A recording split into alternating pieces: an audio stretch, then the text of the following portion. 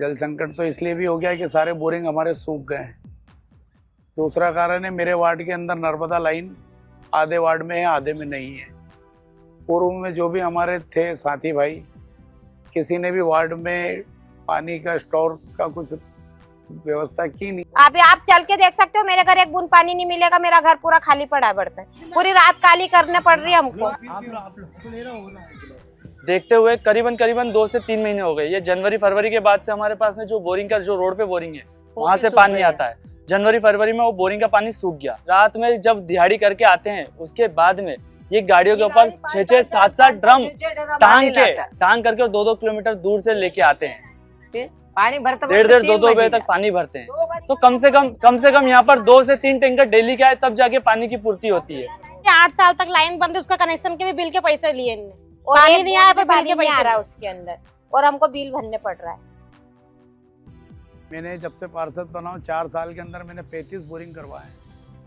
आज की तारीख में मेरे वार्ड में 115 बोरिंग है। शासकीय सारे विधायक निधि से बोरिंग है, उसमें से मुश्किल से 3 या 4 बोरिंग चल रहे हैं मेरे, बाकी सारे सूख गए। हम लोगों को भी ये समझ में नहीं आ रही है कि इस बार अचानक इतने बोरिंग कैसे सूख गए। यहाँ पे नर्मदा की पाइपलाइन है, तो हमारा जो पीजी है वहाँ पे बोरिंग सिस्टम नहीं है, तो नर्मदा की पाइपलाइन से हमारे यहाँ तक पानी नहीं आ पा रहा है, इसलिए पानी स्टोर ही नहीं हो रहा है। इसलिए हमें 2 से 3, 4, कभी 5 दिन भी हमें प्रॉब्लम्स फेस करनी पड़ रही है। इस वजह से मेरी बहुत सारी फ्रेंड्स जो हैं वो वापस भी नहीं आई है इंदौर पढ़ने के लिए, वो अपने होम में स्टे कर रही हैं जब तक कि गर्मियाँ खत्म नहीं हो जाती। लाइब्रेरी में भी पानी की थोड़ी सी कमी आती है, वो बोलते हैं कि आपकी बोतल भर के लेके आओ, तो इस प्रकार के थोड़ी सी प्रॉब्लम आ रही है। स्टडी में बहुत प्रॉब्लम आ रही है, शेड्यूल बिगड़ रहा है ना, इसलिए स्टडीज इफेक्ट कर रहे हैं। कोचिंग क्लासेस में भी बच्चे आते हैं तो एक तो इतनी गर्मी पड़ रही है और टेम्परेचर तो बहुत ही ज्यादा है। एग्जैक्टली, वॉशरूम यूज करने में भी दिक्कतें हो रही है, क्लीन नहीं रह रही वॉशरूम, हाइजीन की दिक्कत है, इससे बीमारी बढ़ रही है और फूड पॉइजनिंग हो जा रही है। तो वाटर क्राइसिस के कारण डे टू डे एक्टिविटीज में बहुत ज्यादा प्रॉब्लम फेस करनी पड़ रही है।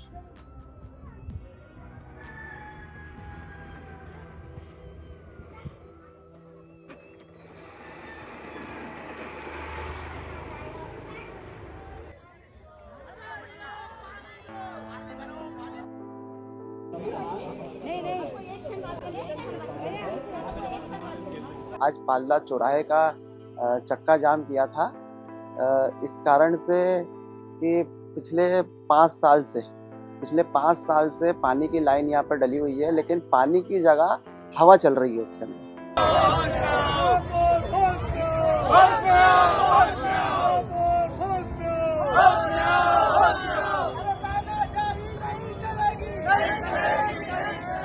प्रेशर नहीं आता है, प्रेशर आए तो सब लोग पानी आराम से भर।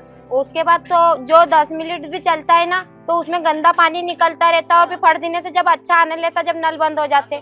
और अभी तो सुविधा हमको अभी इतना काल आ रहा पानी का कि जगह जगह हम जा रहे हैं, हनुमान मंदिर पे भी बर्तन लेके जा रहे हैं, वहाँ पर भी भीड़ हो रही है। कहाँ जाएंगे हम पानी लेने? जिनका नल चल रहा है वो पानी नहीं दे पा रहे हमको, एक बर्तन लेके जाते, बोलते बस इतना एक गगरा ही भरो, उसके आगे नहीं भर सकते हैं ये पानी, क्योंकि हमारे घर की पूर्ति करेंगे कि तुमको भर के देंगे। और अभी तो यहाँ तक ऐसा है कि पानी की बहुत आफत है। पूरा रात वो हैंडपंप चला के पानी भर रहे हैं, ना ही तो कोई टैंकर आ रहा है, ना कोई नल आ रहे हैं। मनीष मामा को भी फोन लगा के परेशान हो गए हम, बस कहता अभी भेज रहे हैं, हमको वोट नहीं दिए।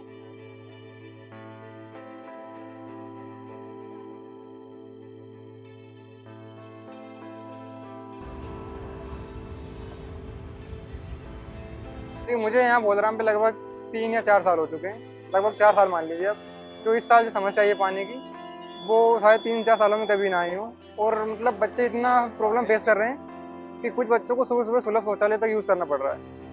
और जैसे नहाने के लिए 1 बाल्टी पानी आता है नल में, और जैसे टैंकर वाले इस चीज़ का फ़ायदा उठा रहे हैं। जैसे 1-1 हज़ार में टैंकर, महंगे टैंकर कर दिए, तो मकान मालिकों ने भी हाथ खड़े कर दिए, वो पानी का टैंकर नहीं डलवा पा रहे हैं। और जैसे कि कुछ बच्चे ऐसे हैं, जैसे मेरे दोस्त हैं कुछ, जिन्होंने अभी 1-2 महीने के लिए इंदौर छोड़ दिया है, मतलब पानी की समस्या को लेकर वो घर चले गए। और टैंकर में क्या उनका साफ, टैंकर में भी गंदा पानी आ रहा है, पानी भी गंदा आ रहा है।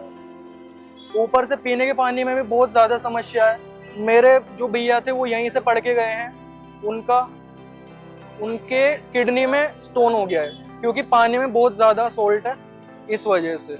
ऊपर से यहाँ पे खराब वाटर कूलर रहते हैं बिल्डिंग्स में, मैं बिल्डिंग्स का बता रहा हूँ, और आरओ भी खराब ही रहता है लगभग। और 1 साल से तो मैं देख रहा हूँ रेगुलर कोई समाधान नहीं होगा उस समस्या का।